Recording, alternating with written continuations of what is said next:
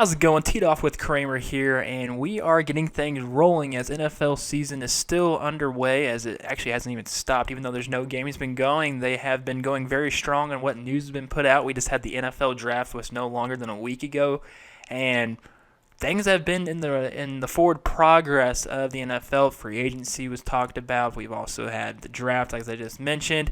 But now today, Andy Dalton is now a free agent, as the Bengals tweeted earlier today.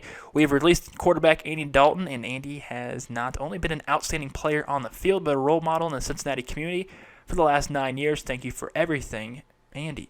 So, they got their quarterback, Joe Burrow. I honestly think they could have at least kept Andy Dalton for another 2 to 3 years. There's still a lot of great quarterbacks when they come to the system, even if there is an NFL season that's supposed to come. But Andy Dalton is now a free agent. I think he's going to be one of the hot quarterback free agents. Granted, last year he didn't really play to perfection, but then again, his offensive line was not the greatest. His wide receiving core were all hurt. I mean, Andy even got hurt at one point, and they benched him after that. They benched him on his birthday. That's how savage of the Cincinnati Bengals are. But they ended up getting their quarterback, Joe Burrow, in the draft, but Andy Dalton is now a free agent.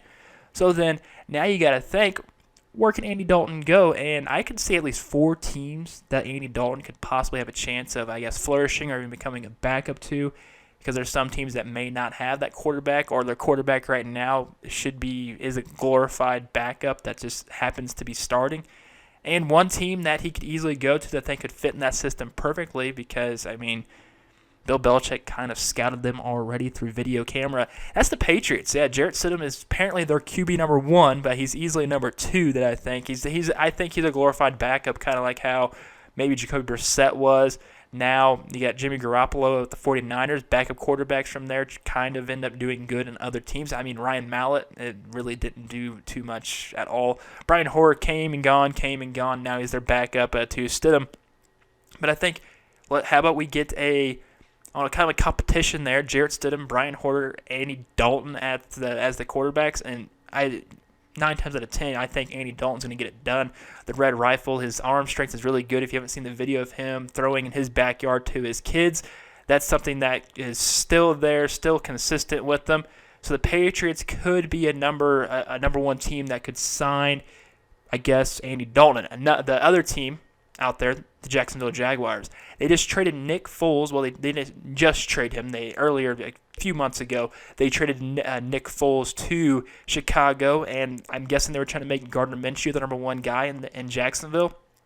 Is Minshew Mania a number 1 guy, though? Granted, he won them some games, but I don't see him that caliber of quarterback of trying to do that in every single week. I want him to prove me wrong, because I'm a Minshew maniac type of person. I enjoyed him and all of his stories, all the stuff that he did even this past offseason, like renting out an RV, traveling everywhere. But I would actually like to see maybe Andy Dalton there and turn some things around in Jacksonville.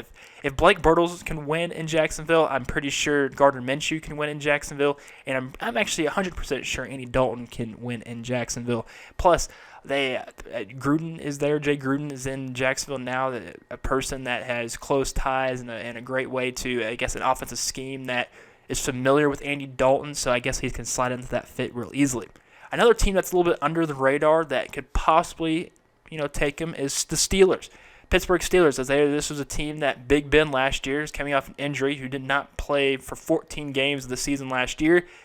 And, Mason Rudolph was their guy. Apparently is their backup number 2. I don't know if I want Mason Rudolph. I'd rather have Duck Hodges as my backup. But if you're going to have a backup to Big Ben, have it Andy Dalton. And I know these two guys have gone back and forth through their time to going against each other in the AFC. So you got to think maybe they can set their differences aside, and they can just be one big quarterback. Because who knows?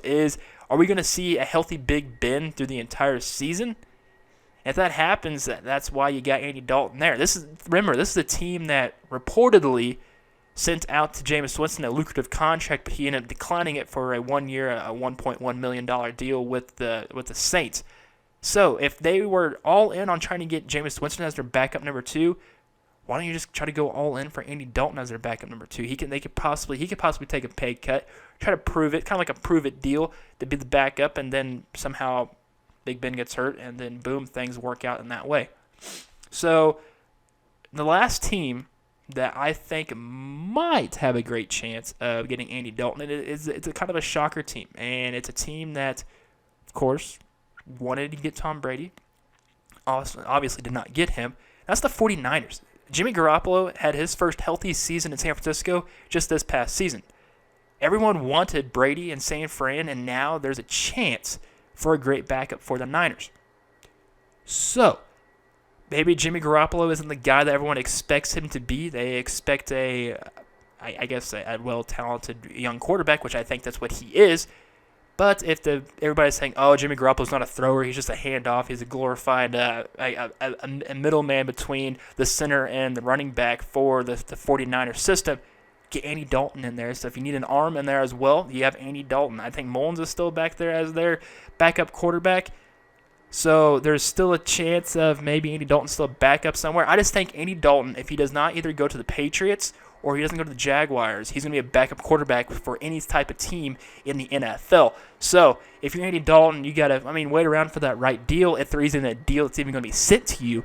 So I'm just going to look in the next 3 to 4 weeks, maybe into a month. He has time to sign a deal because there's nothing going to be happening here in the sports world at any time soon. Heck, who even knows if the NFL will even start on time? They may even be going late.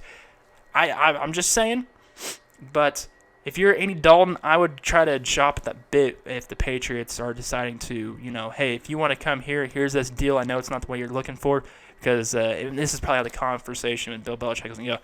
Yeah, we got Jared Stidham right now. If we get you in here and you prove your worth.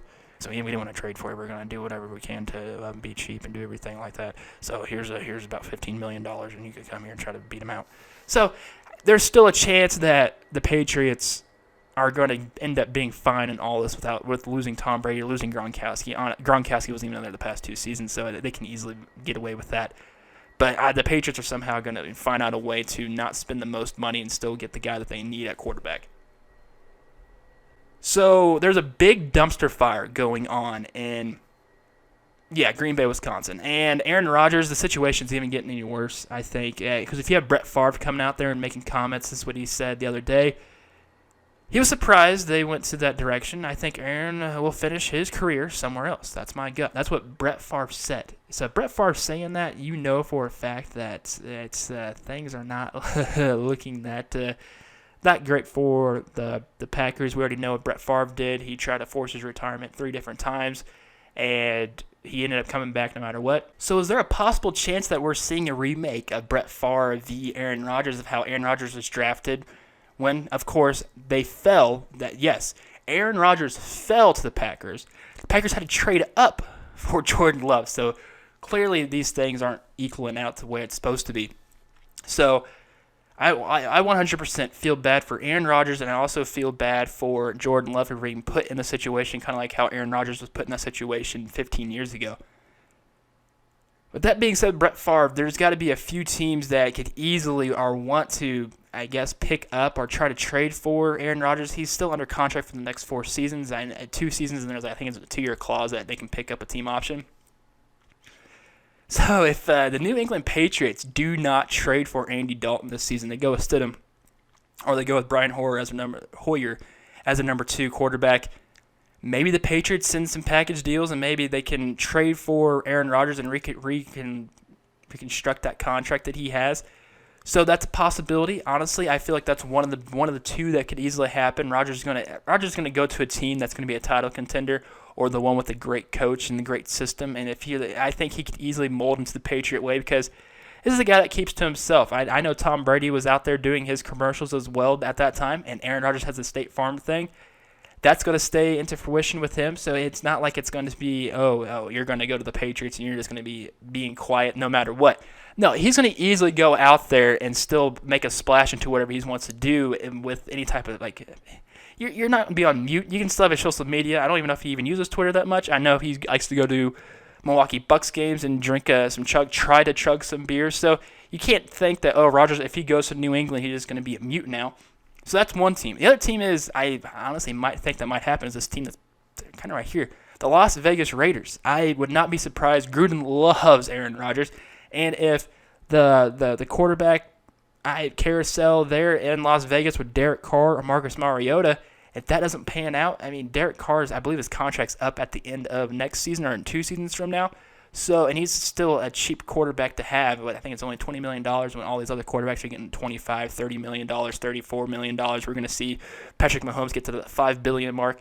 So they have at least a good quarterback, and they can easily trade for Aaron Rodgers next offseason.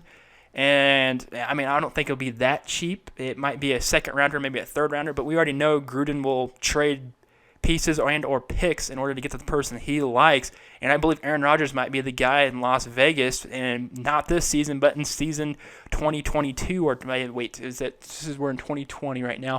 2021, we'll have Aaron Rodgers in Las Vegas, and I think that will be beneficial because of all the weapons that are already trying to be molded right now, as they're just got Henry Ruggs in the draft. You already have Hunter Renfrow. I believe they drafted 3 different other wide receivers. Bowden, if he's a guy that's going to be out there. Tyrell Williams. There's still, and even Zay Jones. There's still a lot of talent in the wide receiver core there that they're trying to help improve with their quarterback, and that's something the Green Bay Packers did not do. They needed to spend a first-round talent of wide receiver to help out Aaron Rodgers for the foreseeable future. Because this is a team that lost in the NFC Championship game. You have to think that if you're only 1 win away from the Super Bowl, you have to help. And if this is your year in time, Aaron Rodgers should have gotten a piece, an offensive weapon, maybe a defensive weapon, because they had to stop that run against the 49ers, and that did not happen at all in the NFC Championship game.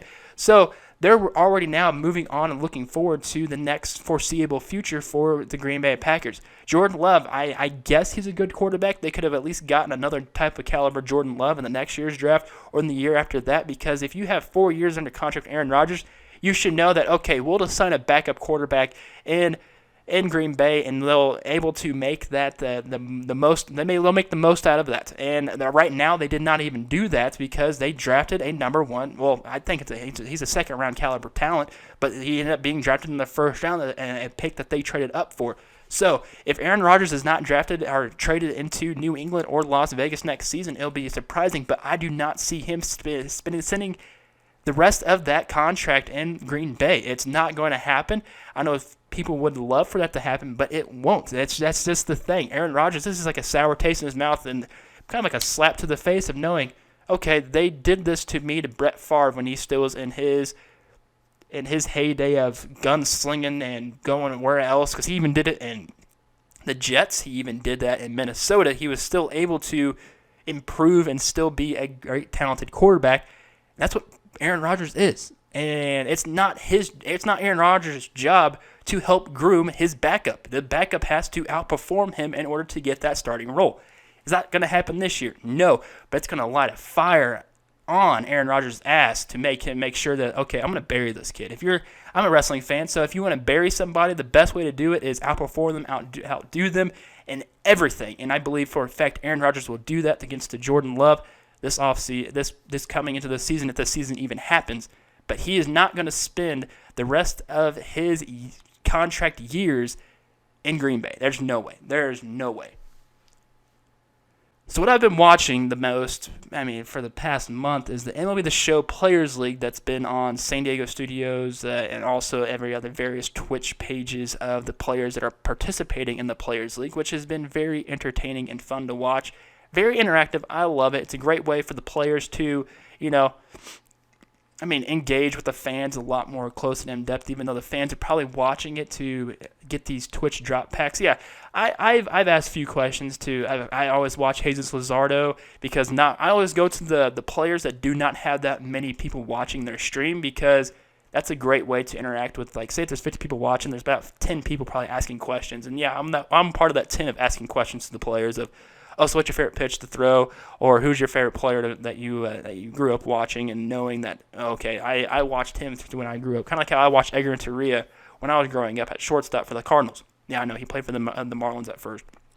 Still, but I enjoyed the fact that if you're watching, asking questions, you end up getting Twitch drops, and those are packs to earn to your Diamond Dynasty if you have your PlayStation linked up to your Twitch account. So it was fun, interactive, and I felt like I was getting stuff out of it, which I was. I ended up getting, if you are a Diamond Dynasty type of nerd or a video game type of nerd, I got a Javi Baez. Yeah, it's gross. It's a Cubs player, but it's a good card to have in the Diamond Dynasty, and he's won me a few games. I'm not going to lie, he has.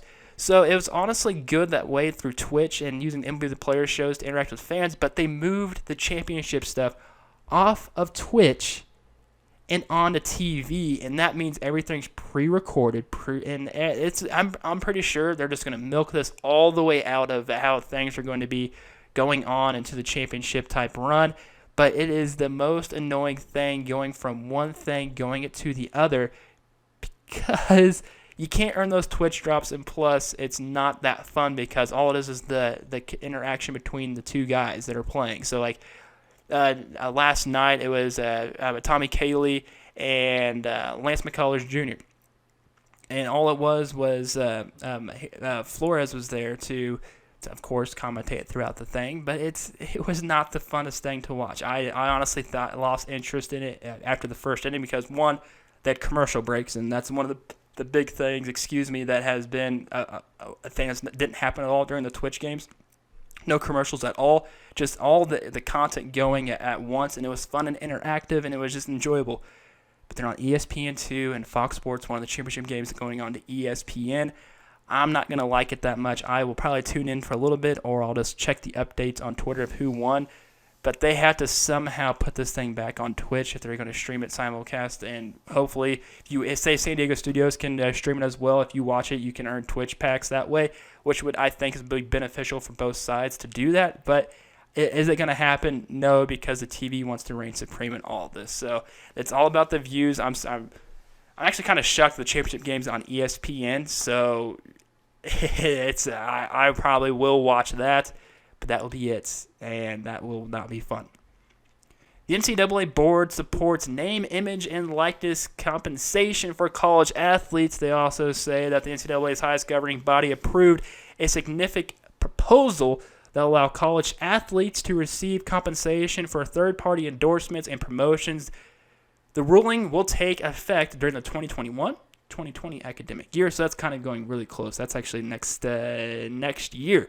So that's going to come really quick. What these kids and players can do is, well, they can benefit off themselves. They can put themselves in video games if they want to. They can earn the compensation if EA wants to make a game, or say, I don't know, there's a college football game that's out right now called Doug Flutie's Maximum Football. That 2020 is going to be dropping in September. So you can they can start their YouTube channels, they can start their Twitch channels, they can be streaming games, they can do anything they want, they can sign those autographs, they can sell those autographs, they can earn monetization off YouTube, they can do that even on Twitch or however that happens with the bits. I'm not 100% sure how they do it with that way, but they're able to do it. So that's congratulations to them. It's been a long-fought road because I think NCAA kind of got the hand from the G League saying, oh, these kids can make up to $300,000 for just playing one season in this little league, this development league they can be eligible for the draft. Then they can be drafted to a team, which is kind of odd because if you're in a G League that's part of the NBA, you sign to a G League team. Why can't that G League team just bring that player up to their actual roster? I'm not going to get in that murky waters. But NCAA forced their hands, and these student athletes will be able to profit off themselves. And I believe we're going to see, if you are a video game nerd like myself, you're going to see NCAA 20 or 2021 come out, and for video game footballs, I hope there's actually a basketball one, because if I already have my fix on Doug Flutie Maximum Football right now, which also, if you're an athlete and you are watching this, if you want to get a hold of Maximum Football as soon as possible, you can be in their game. Yeah, you can actually be in their game for Maximum Football. I'm pretty sure you will get compensated through your likeness. So if I were you, I would go check that out. If you're even Division 2, Division 3, why don't you reach out to them and say, hey, maybe a Division 2 guy, if I can get a few bucks just to be in your game. I mean, I don't see why that's a problem. And then NCAA going on EA, if that actually happens. I mean, every once in a while, I play NCAA College 14, so I would totally enjoy the 2020 or 2021 game coming out. It's not going to come out this year because with all the stuff that's going on in the world. I highly doubt there's a lot of people in developing games right now, which is, yeah. So that's I really do enjoy the fact that these college athletes will get their likeness and they'll get paid for it, which is what they need and what they should have done it for a long time now. Because if these kids can't work or anything like that, they need to get somehow because there's these kids that are, if they're not on scholarship, they have to pay out of pocket. So they have to go to these D1 schools, and they have to get their talent there, and they got to somehow make money in order to stay at those D1 schools because you got to eat. You know that. I mean, of course, you get meal plans at the school. You can always eat during that. And then you always have to pay school back. So once you're done with school, you wait 6 to 7 months to get your student loans going, and then you start paying it back that way. So there's a trade-off there. So yeah, likeness perfect. They're going to get paid. Somehow they're going to get paid. They're going to get money somehow. Now, this is the last topic I want to talk about, and that's one of the shows I do enjoy watching every single day that I wake up. No matter what time it is, I'm always going to go to YouTube and click on the Pat McAfee show. And Pat McAfee, yes, he was a former punter in the NFL for the Indianapolis Colts. He might be coming out of retirement and going back into the NFL, probably for one reason, and for one reason only, is to go to the Tampa Bay Buccaneers to kick kick those piss rockets up in the air for the Tampa Bay Buccaneers. With Tom Brady as their quarterback, he may not even be on the field that much, or even with Gronk on the field as well. I think this is a thing called Super Bowl chasing. He's trying to ring chase, and I know it's easier in the NBA to ring chase rather than in the NFL because there's so many working progresses or like all these moving parts in the NFL. So it's going to be kind of hard, but if Pat McAfee would go to Tampa Bay, I would miss it. I would miss him on his show, but then again, there's only 17 to 18 to 19 to 20 to 21 weeks of the NFL schedule. I think it's actually 22 to be exact. So there's only 22 weeks of possibly not seeing Pat at all. Maybe Mondays is when he'll be on his show. But I do believe if he actually does get signed by the Tampa Bay Buccaneers to kick those balls into the sky and has 50 yards plus, I think about 65 yards would be a good punt for him. I think he could still do it. If he doesn't go there, go to the Aussie Rules Football League. I haven't tried that out. I actually I would not mind him just to kick those screamers, and hopefully they get a point that way. If that's how the scoring system works there in the Aussie Football Rules League. But I want to see Pat McAfee back on the field in some shape and form. But I do believe the boys can get the thing done if Pat is not there on his show, because the boys are hilarious. I think if there's no boys, there's no Pat McAfee show, and that's how the things goes. This has been Teed Off with Kramer. I hope you've all enjoyed this episode. I'm going to probably cut these all up and put these sporadic throughout YouTube, so if you don't want to listen to the whole thing or watch the whole thing, you do what you want to do. Have a good one. Stay safe. Wash your hands. And please, please, please, please, please subscribe and like this.